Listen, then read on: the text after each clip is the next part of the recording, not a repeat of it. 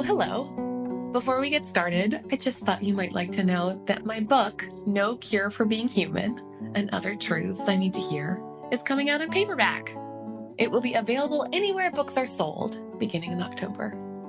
So, yeah, thanks for all your support for that. If you haven't read it, now it is lighter, it's less hardcover. Okay, thanks for letting me celebrate that. Well, now on to the task for today. I used to imagine that life was a series of choices, that life was something you picked, that it was a kind of checklist somehow that adds up the experience of meaning. Now, I might not have said that to you across a dinner table, but if you looked at my life or my bucket list, you might have noticed. Married my high school sweetheart, check. Had that baby after a lot of uncertainty, check. Finished my dissertation, check. Got my dream job, check. Diagnosed with stage 4 cancer. Oh, yeah, wait, that wasn't on the list. I'm Kate Bowler, and this is Everything Happens, a community of people who really understand that lives don't always turn out like you planned. It's a strange form of, arrogance, maybe, to imagine that we can choose our lives. Or maybe it's just being influenced by so much American television as a teenager. My understanding of American high school came straight out of the Saturday morning programming called Saved by the Bell. But I did hope that all these choices would add up to something. And I think that's often how we imagine it.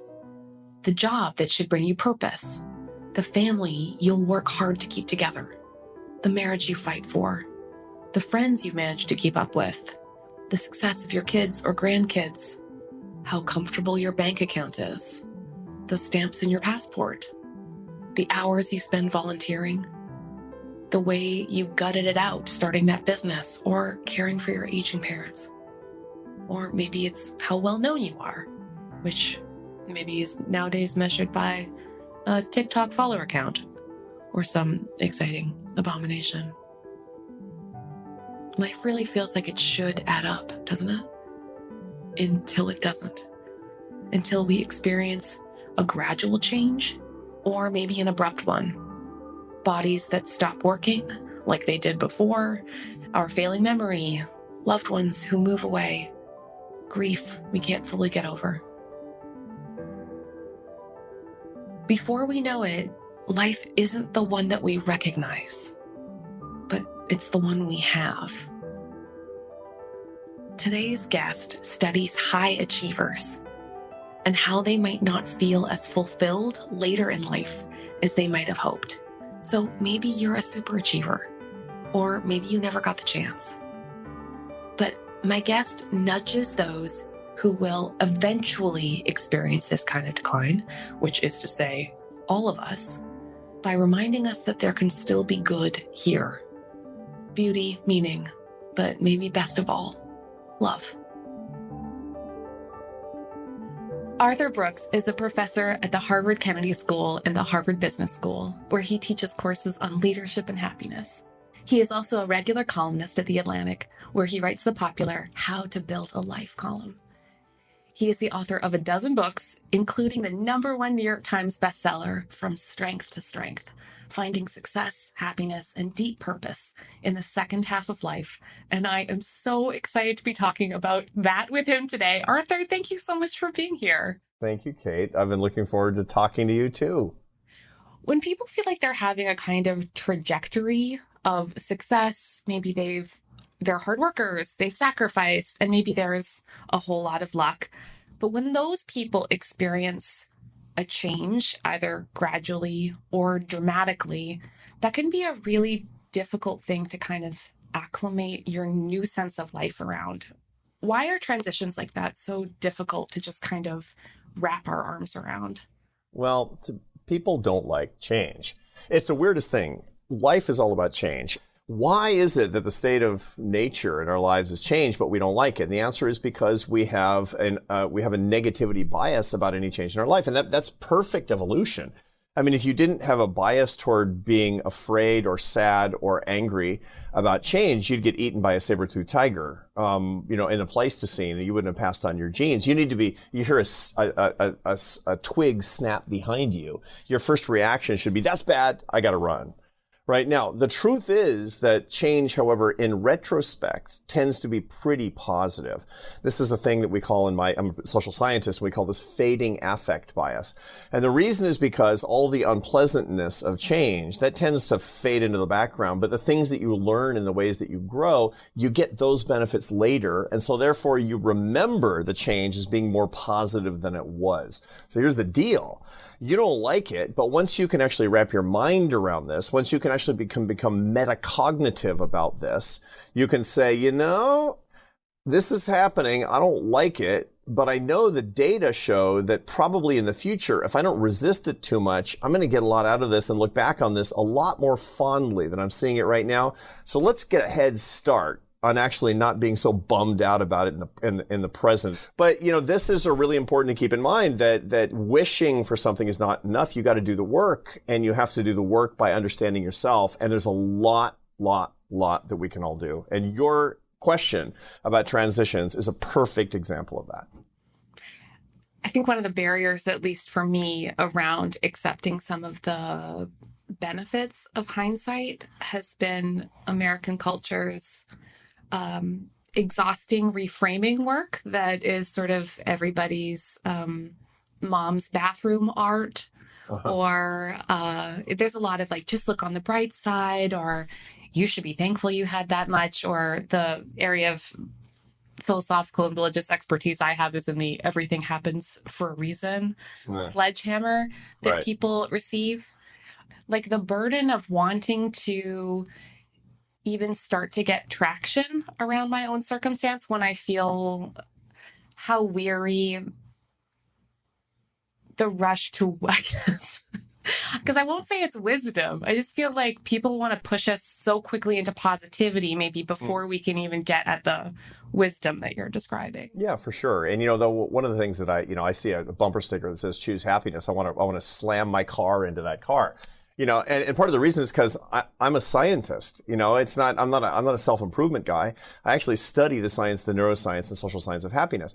You can't decide to be happy. You can decide to actually have good hygiene. You can decide to make better decisions. You can decide to understand yourself. So what I want ultimately is not to, rush into some sort of positivity, to reframe it in an artificial way.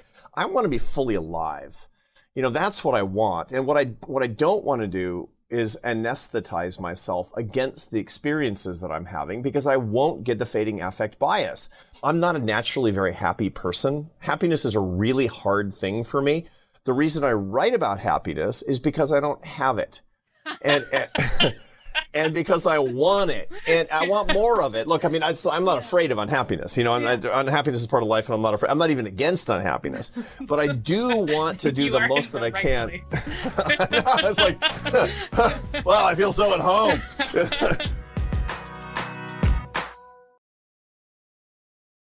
I think I always have this feeling, though, like wanting to be awake to the world makes me sort of more susceptible to a different kind of lie, I suppose. So if I want to be awake to all the possibilities of the world, sometimes I can fall into what I think of as kind of like a hyper agency. Like I want to get back the feeling of control then that helps me navigate the world around me and make it predictable again. But you write about this so clearly. I wondered if we could talk a little bit about the downsides to this kind of hyper agency, where people want to take really seriously their own happiness, but they then resort to things that they can control again, like goals, ambition, success. Like you're talking to somebody who had like a really elaborate sticker chart to celebrate word counts that I finished for the day. Every day I might still have. I have many sticker charts, but it's a feeling, right? Of like the feeling of accomplishment that can be so satisfying. But there's a downside, right, to that ambition. And it isn't just failure. sometimes you can sort of like lose by continuing to win, right? It's something you call the striver's curse. I Yeah. wondered if you could talk a little bit more about that. The world tells us, and by the way, the limbic system of our brain tells us, Mother Nature, who lies, tells us that if we're successful in worldly terms, we'll become happy. That if you get to a certain level of power, of pleasure, of fame, of money, that you're going to find this happiness. And it's just not true. You'll create a lot of value around you, or you can create a lot of misery around you too with these great worldly rewards. But the truth is your grandmother told you that's not the secret of happiness. And I've got the data that your grandmother was right. But the world and the limbic system of your brain and the marketing colossus around us tells us that that's the way we're going to get it. And I deal all the time with, wealthy people, with successful people, and they have bad marriages, and they're getting to the point in their lives where they realize that they don't have any real friends, and they don't know what they're going to do as they get older, and they see themselves fading in relevance, and they're in a huge panic. So you find that people who are identified before 20 as high achievers are the people who are most likely after 80 to say that they're disappointed with their lives. That is a empirical regularity. That's number one. Second is that the strivers who have a ton of early success later, they know when the party's over, and the party's got to end sooner or later. Look, if you never do anything with your life, you won't know when it's over. But if you do a lot, you're going to know when you're on the downslope of your success curve. And so those two things, your own personal expectations and the end of your party, are the reason that strivers, as they're getting into their 40s and 50s and 60s, they tend to be, they're more prone to anxiety, they're more prone to depression, they're more prone to suicide, they're more prone to alcohol abuse. That's why. So a lot of people have concluded that striving and happiness are incompatible, but that's wrong. You have to become skillful at the serious business of your own happiness, not just your money. And that's what I wind up talking a lot about. Right. That must be so disorienting when our jobs or our goals or our work or even our best attempts at like caring for other people, like all the trying doesn't add up the way that we hope that it would. So much of what you're describing reminds me of maybe a moment I had in my childhood where I saw my parents' careers go in two very different directions. My parents are both PhDs, and one is a musician, an incredible singer, beautiful mezzo soprano. And so I got to spend a lot of my childhood sort of in like a... That was your father, right? The mezzo soprano? yeah. It was weirdly high. It was weird. It's like a canter tenor. It's like this thing. I don't know. It was very well known for it. Exactly. Actually, my mom was always accompanied by this really grouchy lute player. And so I most of which is not a common instrument. So I don't have a lot of childhood friends. I've never met a cheerful lutenist. Actually, I don't know what the deal is. Like flowing hair and a very like 70s mustache, and it was really like a morose delight. And they did a lot of touring, and then there was a moment where she just like she couldn't quite hit the notes the way she used to. And for sure. You had a moment like that, didn't you? Yeah, I was a classical musician, so that's the world I know best, and that's the world well, that's what I dreamed about from the time I was about 10 years old. Yeah.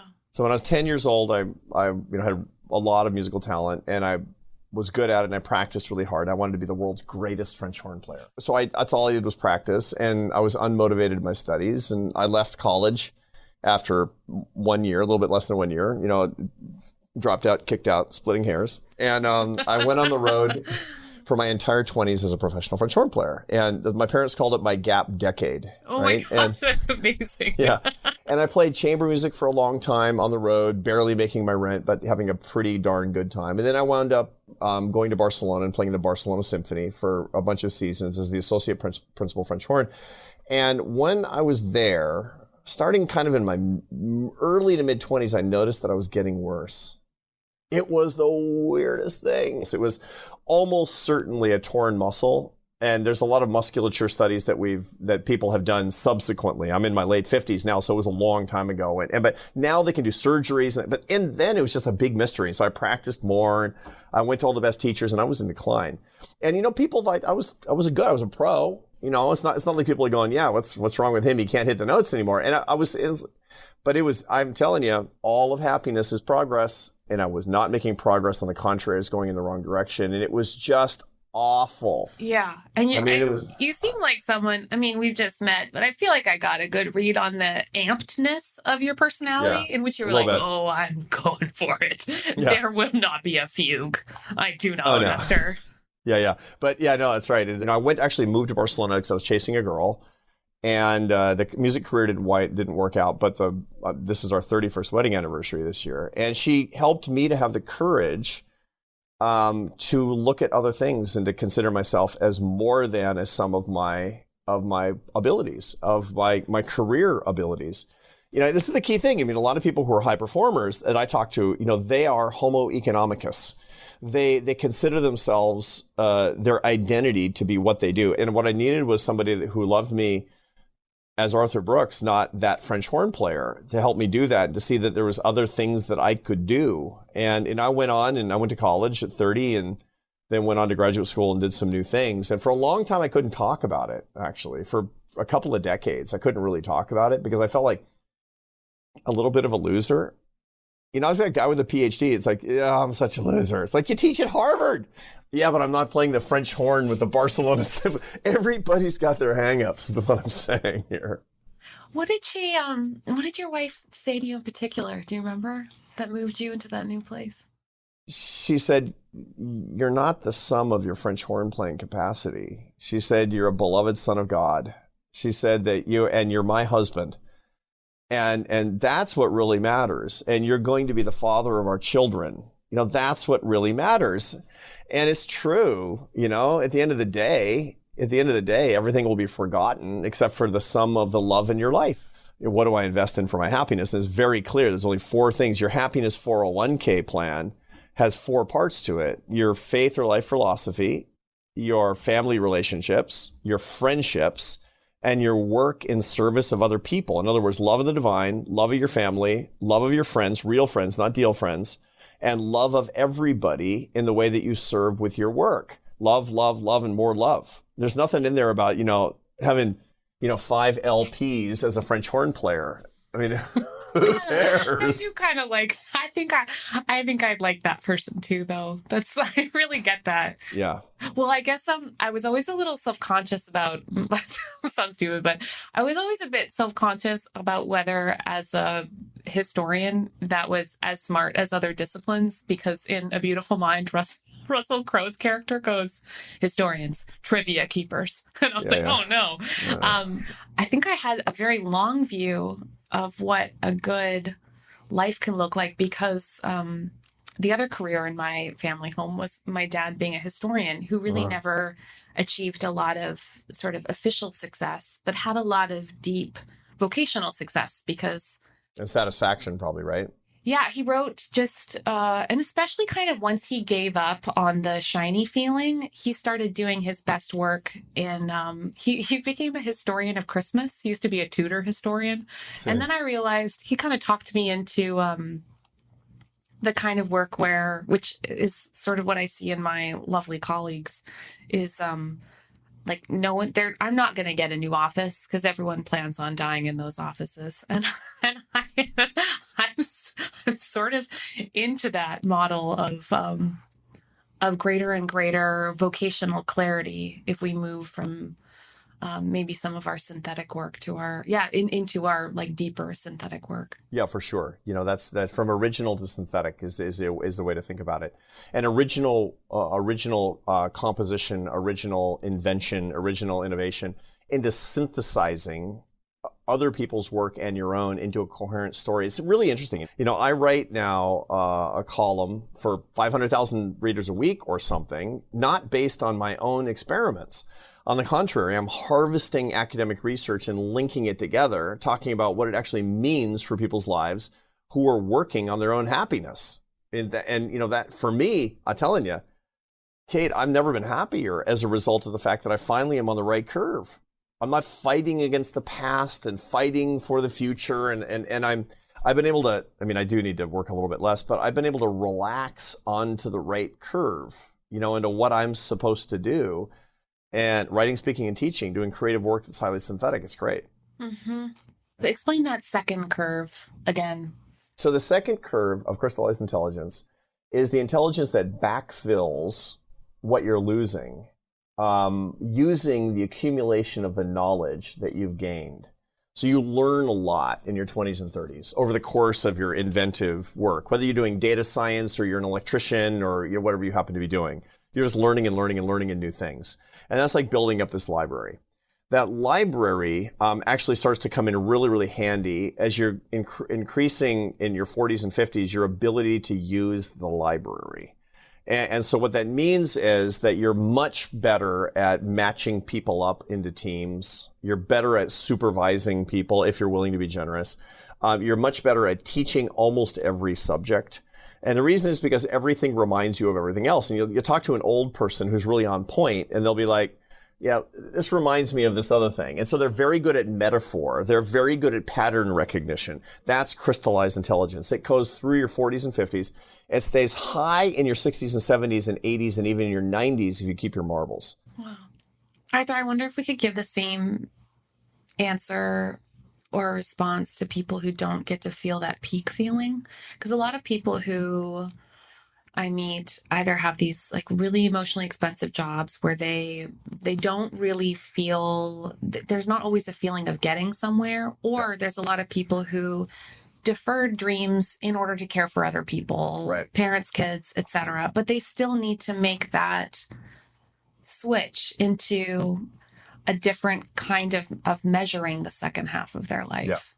Yeah. So you find that women my age and older that come from pretty conventional family backgrounds where they raised kids all the way through their fluid intelligence curve, they tend to flourish on their crystallized intelligence curve because they're not fighting against, moving away from it. And what they find is when their kids grow up and move away, a lot of them, they just bloom because they just walk right onto that second curve and have a great old time. Whereas their husbands, who are often, still fighting against, their skills changing, are suffering a lot. Their husbands get more alienated. They have relatively few friends. They get very anxious and depressed, and they're wondering why their wives are so happy. Well, that's why, is because their wives did the transition a lot better.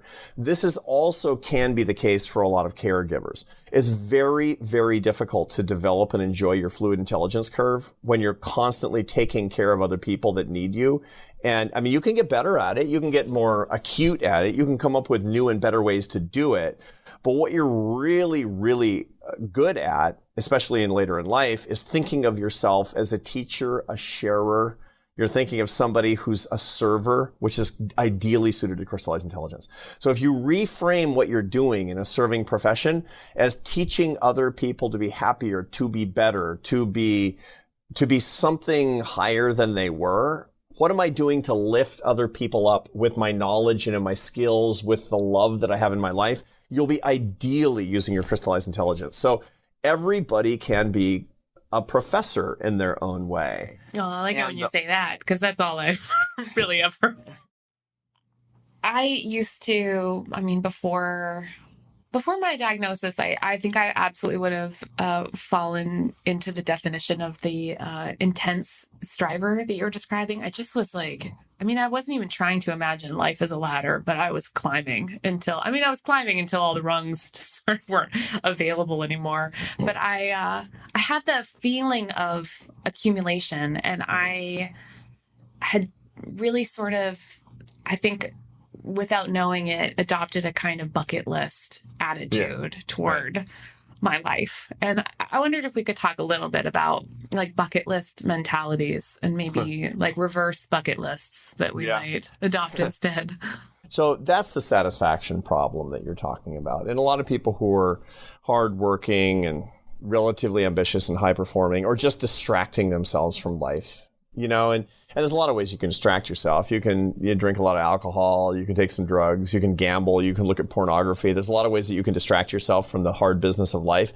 And what you're doing is you're becoming a dopamine fiend, because behind all of those behaviors and activities and substances that I just mentioned is this supercharging dopamine machine. And another way to do that is by being really ambitious and having a bucket list of accomplishments you're trying to walk through. To, workaholism, success addiction, self-objectification, be successful, hit the lever, get the cookie, and the dopamine of the next thing, more will distract you from life is life is tough, man. How can we actually learn to be comfortable being at home with ourselves? That's the skill that we actually have to cultivate. You're never going to find it by running on the treadmill and running on the treadmill. You're never going to find some other place where you can stay, because the minute you stop, the treadmill is going to carry you right back into Kate.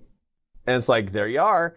There you are. It's like Ralph Waldo Emerson one time talked about it. He says, you know, I always imagine that in Rome or Naples, it's like he always talked about Rome and Naples, that everything will be okay. And I pack my trunk and I go to Naples and I open up my trunk and there I am. Exactly. Yes, that's right.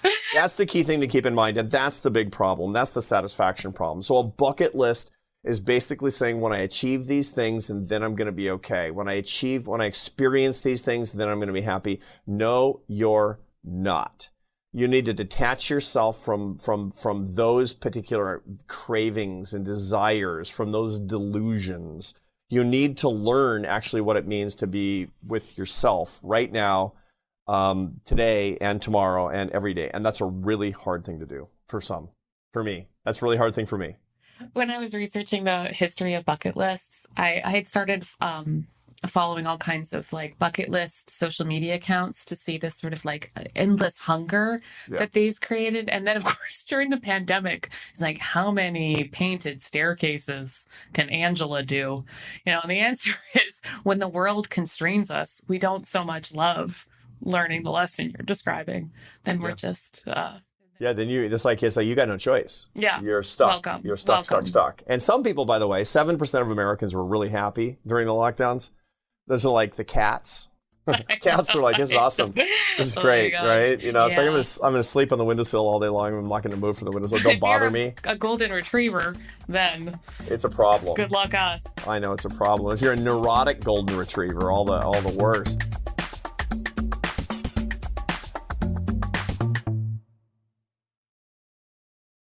One of the themes we talk about a lot is trying to move past American mythologies of being self-made, the sort of exhausting, endless individualism and bootstrapping that we just can't sustain when life comes apart. And you have some strong hopes for when we unravel that. You're imagining maybe we could learn to need each other and be a little more useful to one another. Yeah, that's for sure.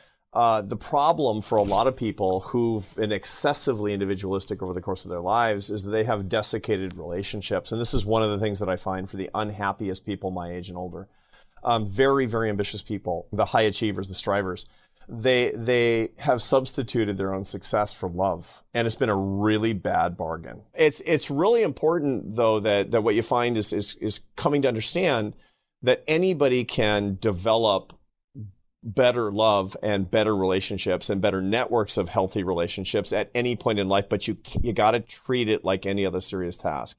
You can't just hope. It's like, I have all these friends, and you got to take it seriously. Oh, you know, a whole chapter on like, please make a friend. Here's how. Yeah, totally. And it's like, and it sounds so pathetic because people who have tons of close friends are like, you need a chapter on how to make friends? Oh, no. Well, yeah. It's so totally. real.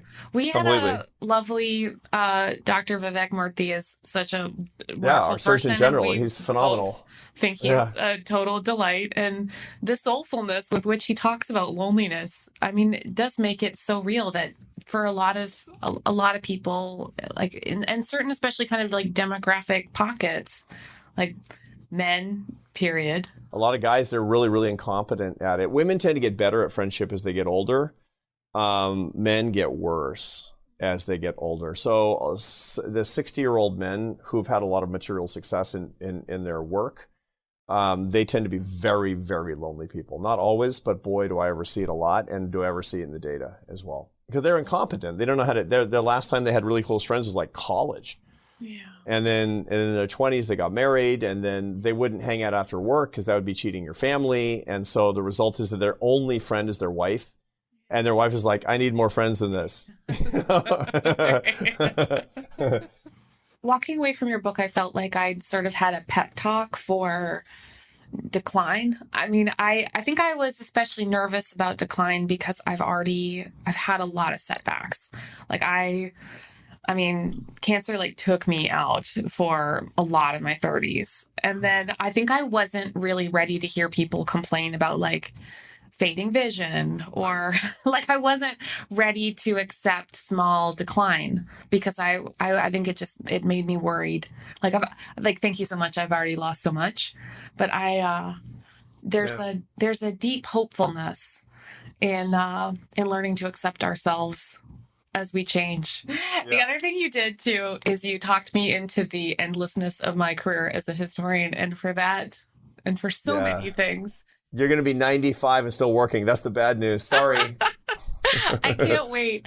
Arthur, thank you so much for doing this with me today. What a treat. Thank you, Kate. Thank you for what you're doing and for the gift that you're bringing to so many people around the world.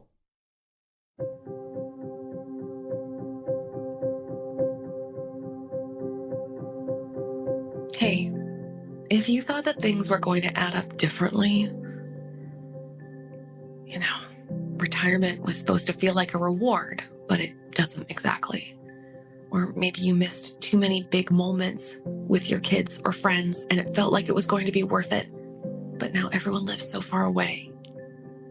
You spent so much time training for a career, but circumstances or other needs or health kept you from reaching the finish line. Maybe you thought you'd be married by now, or had that baby you prayed for, or that community you could rely on. Or maybe you just thought you'd get more time.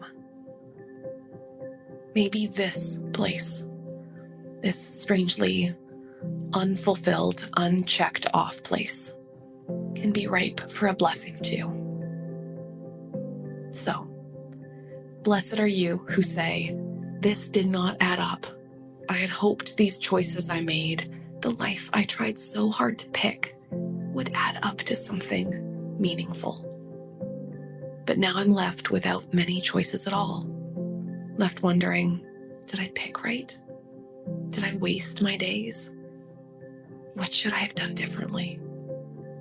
This limited life is what it means to be human, in our failures and bad math, in our best intentions and hardest work, in our waylaid hopes and far-off dreams, in the love that is never ever too late to give or receive. Maybe success and happiness can mean something different now, on the other side of a life changed, where minutes become moments, and there will never be enough sunsets or handholds or jokes shared, but there is never, ever too much love. Bless you, my dears. Hi, this is Barbara calling from Fairfax County, Virginia, after a pandemic and losing my mom and taking care of her. Happiness looks like getting an email saying, what does happiness look like for you now? And you can reflect on that. And I can say happiness for me right now in September 2022 is getting everything that I need to get done during the day and then being able to watch an episode of Queer Eye at night. Happiness also looks like being able to go for a run and be thankful for my health. And happiness looks like being able to cut herbs from my community herb garden that I planted this year that I wanted to do for years, but I couldn't because I was helping take care of my mom. And I did it this year, and my herbs are gorgeous and beautiful, and I've donated 12 pounds of them already to the community food bank. So that's everything that I can think of for right now. Hi, my name is Christina, and I'm 34 years old and live in Portland, Oregon. And my definition of success has changed radically. At 22, that looked like having a Roth IRA, a 401k, starting to save for a down payment on a condo, dating, how many networking groups I was a part of. The list goes on forever. Now at 34, after a decade of chronic illness, success for me looks like changing into something other than my pajamas, brushing my teeth in the morning, washing my face, eating 3 meals a day, staying hydrated, and trying to hold on to hope. Hi, my name is Carol, and I'm from Atlanta. And I would say that success for me these days has changed because I'm in a season of taking care of my mom, who is 96. And so success used to be doing all the things and checking all the boxes and completing tasks and running around, and whether it was at work or at home. And now success looks like sitting quietly with her for an hour or two, and just being present and being still. And that's always been a challenge for me. So when I am able to really be in the moment with her, it's incredibly fulfilling. And I walk out of there feeling like it was a good day.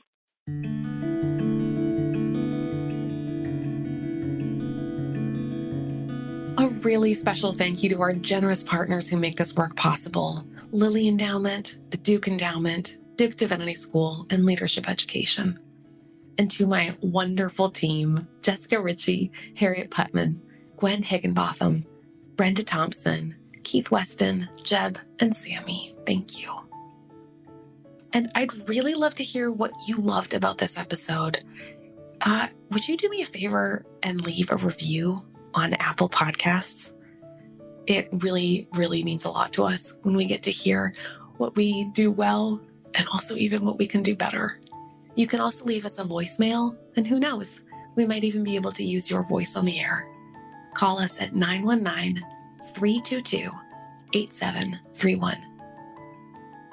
All right, I'll talk to you next week. But in the meantime, come find me online at Kate C. Bowler. This is Everything Happens with me, Kate Bowler.